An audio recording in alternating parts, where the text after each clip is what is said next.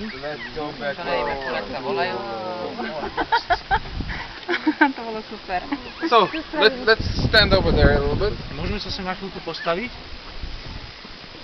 So you see the foundation of the round Vidíme základ tej okrúhlej and the column of the square that was all the way down.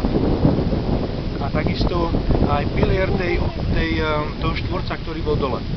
Now, when the Roman army came, Keď prišla rímska armáda, they knew that they cannot conquer this, they cannot march up and conquer it.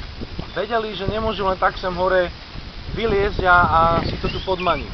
So what they did, they placed a siege on the mountain. A preto to, čo spravili, to, že začali obliehať túto horu And they built 6 military camps. a postavili tu v okolí 6 vojenských táborov. The main camp, you see the square there? Hlavný tábor, vidíte tam ten štvorec, You see down there another one? vidíte tam dole ďalší, But this wasn't enough. ale to nestačilo. You see the line of rocks going there? Vidíte taký rad kameňov, pás kameňov, ktorý ide And tam then dole down here? a potom klesá tu dole And cez then over kopec there? a potom ešte tu na opačnú It stranu. went all around the mountain.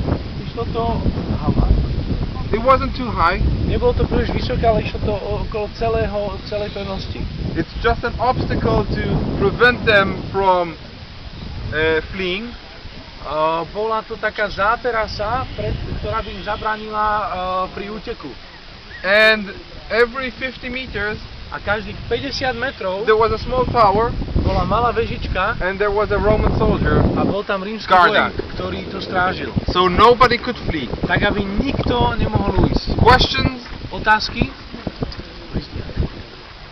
They have sometimes also swearing in of soldiers.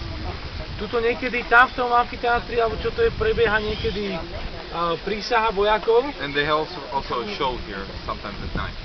I don't know what they have now there. Okay, let's continue this way. Where did you put the rest?